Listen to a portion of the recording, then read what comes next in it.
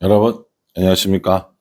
1월 9일 목요일 넘치는 우리의 매일 묵상 시작하도록 하겠습니다. 오늘 본 말씀은 여호수아 7장 1절부터 15절까지 말씀입니다.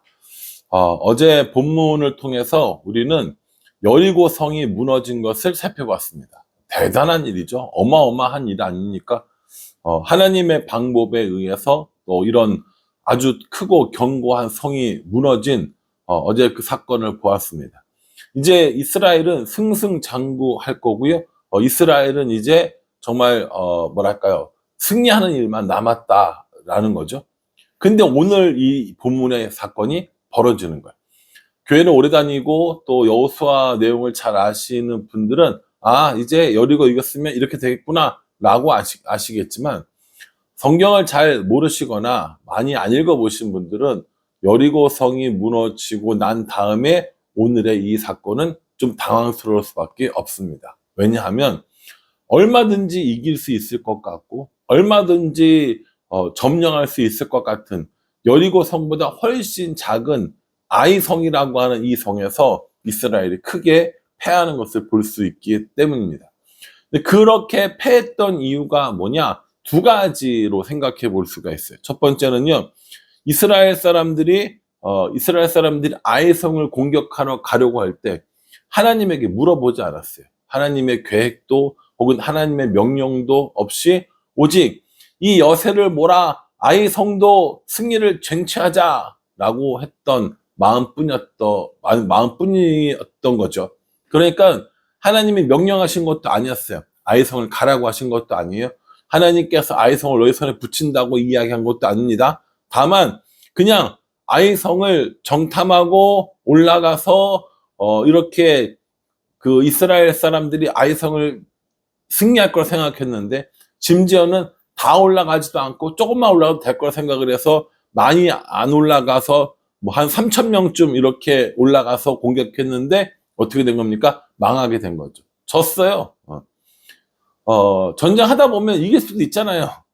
그렇죠. 여리고 성에 대승을 거뒀는데 아이성 같이 작은 성쯤이야, 3,000명 올라가서 할 정도 되는 성쯤이야 얼마든지 이겨야 되는데, 뭐 따지고 보면 질 수도 있죠. 뭐 그렇지 않겠습니까? 근데 문제는 뭐냐면 그냥 지는 걸로만 끝난 게 아니라는 거야. 사람들의 마음이 어떻게 됐느냐? 5절 마지막에 보면, 5절에 보면 아이 사람이 그들을 36명쯤 쳐 죽이고 성문 앞에서부터 스바림까지 쫓아가 내려가는 비탈에서 쳤으므로 백성의 마음이 녹아 물같이 된지라. 백성의 마음이 녹아서 뭐가 됐다고요? 물같이 되었다라고 그렇게 이야기를 하고 있습니다. 전에는 누구의 마음이 녹았냐면 가나안 땅에 있는 사람들, 그 원주민들의 마음이 녹았어요. 이스라엘 때문에, 하나님 때문에. 근데 지금 이제 바뀌어서 하나님께 묻지도 않고 하나님의 계획을 따라가지도 않고 하나님의 명령을 기다리지 않았던 이 이스라엘이, 백성들이 마음이 녹았다. 전쟁에서 지고 나니까 마음이 녹았다라고 이야기하는 겁니다. 얼마든지 질 수 있죠. 졌으면 다시 한번 해보자, 다시 한번 싸워보자, 이게 아니라 마음이 녹았어요. 왜냐하면 이렇게 싸움에서 지는 건 말도 안 되는 거예요.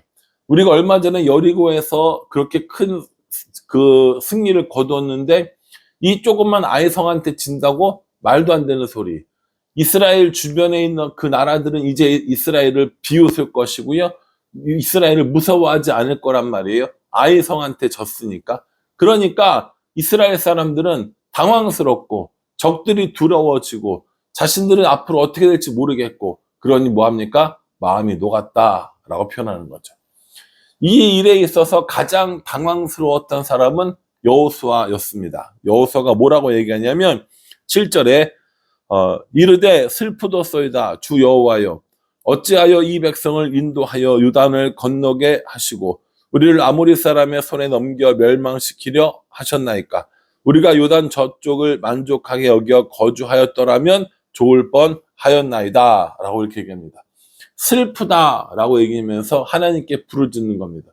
하나님, 우리를 왜 여기까지 인도하셔서 우리로 하여금 이 아모리 사람들의 손에 다 죽게 하십니까? 차라리 요단강을 건너오기 전에 요단 동편 땅에 그쪽에서 살게, 그쪽에서 이렇게 지내게 했었으면 더 좋았지 않겠습니까? 라고 하면서 이 여호수아가 하나님 앞에 부르짖는 모습을 보게 됩니다. 이스라엘 백성들이 패했어요. 그로 인해서 마음이 녹았습니다. 하나님께 부르짖었어요. 이 모든 이유가 뭐라고요? 하나님께 물어보지 않았어요. 혹은 하나님의 명령을 기다리지 않았다라는 겁니다. 이게 아이성 전투에서 멸망한 첫 번째 이유가 되는 거고요. 두 번째 이유는 뭐냐면요, 아간이라는 사람 때문입니다. 11절에 보면 이스라엘이 범죄하여 내가 그들에게 명령한 나의 언약을 어겼으며 또한 그들이 온전히 바친 물건을 가져가고 도둑질하며 속이고 그것을 그들의 물건들 가운데 두었느니라 라고 이렇게 이야기를 하고 있는 겁니다.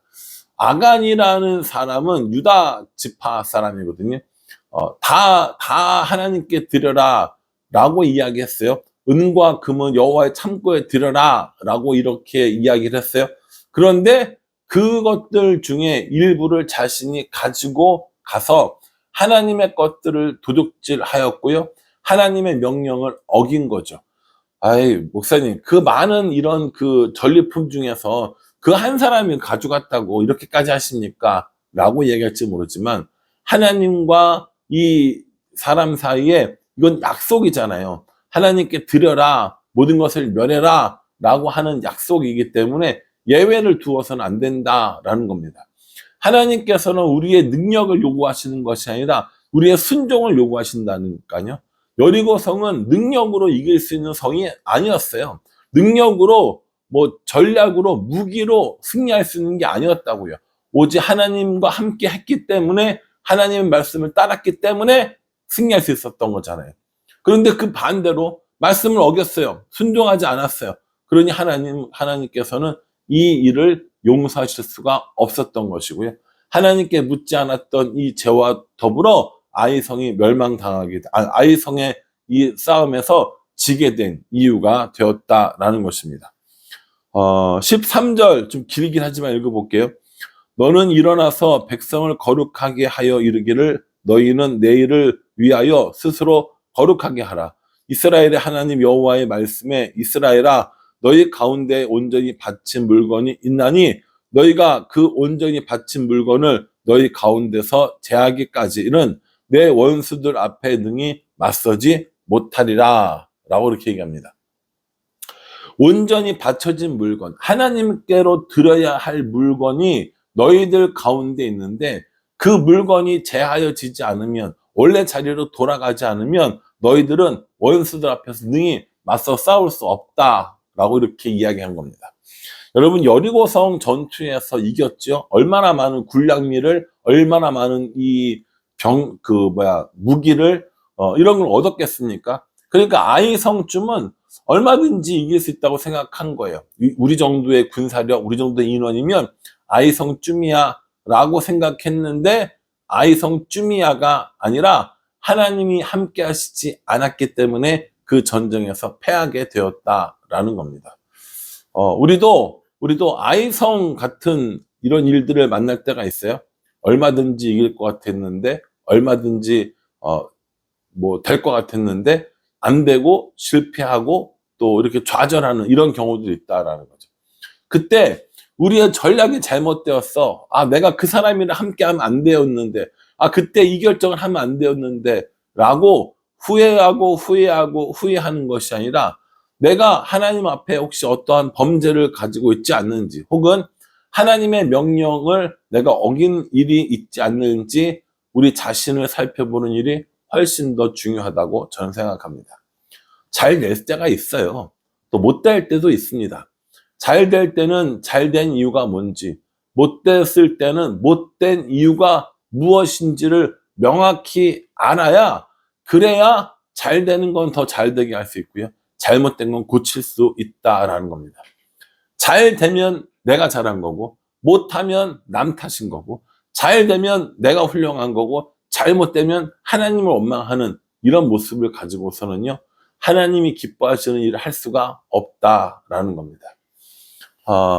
승승장구하던 이스라엘처럼 이스라엘이 아이성을 만나서 패했던 것처럼 때로 우리들 인생에도 이렇게 종종 패할 때가 있습니다.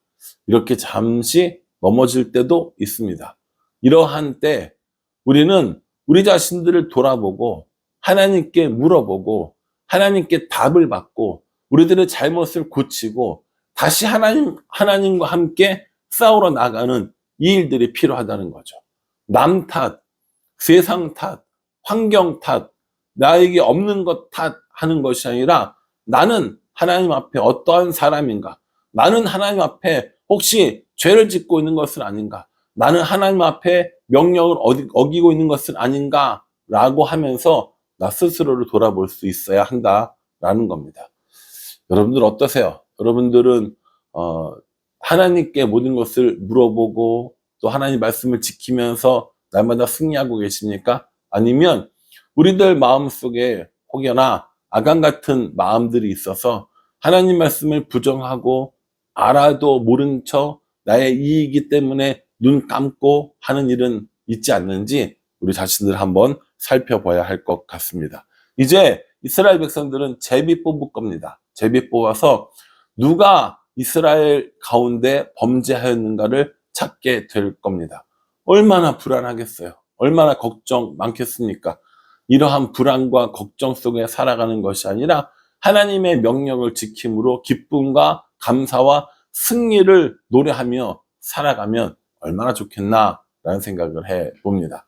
아이성이 실패한 이유, 아이성 전투에서 패한 이유, 첫 번째는 하나님의 명령을 듣지 않고 아이성으로 올라갔다라는 것. 또 하나는 아간의 범죄 때문이라는 겁니다.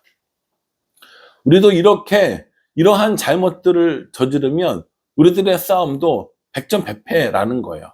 그러니 이기고 싶으면 우리 자신들을 돌아보고 이기고 싶으면 하나님의 명령을 따르고 이기고 싶으면 우리들의 죄악을 하나님 앞에 고백하는 이 일들이 필요하다라는 겁니다. 아이성 전투 앞에 선 이스라엘 같지 않았으면 좋겠습니다.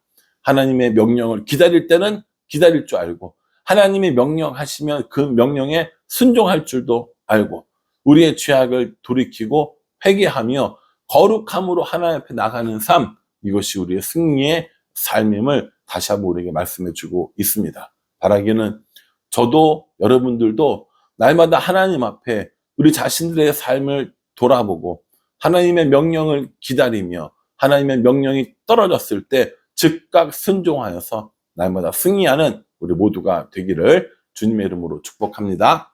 기도하겠습니다. 하나님, 아이성은 작은 성이었고 얼마 되지 않은 인원으로도 이길 수 있다고 생각했지만 처참하게 실패하고 맙니다. 여러 가지 이유들이 있는데 우리는 그 이유에 해당되지 않는지 우리 자신을 돌아보게 하여 주시고 하나님의 명령을 따라 하나님의 명령에 순종하며 하나님과 동행하고 스스로 정결하게 하여서 하나님이 주시는 그 승리하심을 날마다 노래하는 우리가 될 수 있도록 은혜 베풀어 주시옵소서. 예수님의 이름으로 기도합니다. 아멘. 여러분 이 말씀 잘 기억하시고 꼼꼼히 묵상하셔서 실패하는 인생 아니라 성공하는 인생으로, 승리하는 인생으로 살아가시기를 간절한 마음으로 기도하겠습니다. 감사합니다.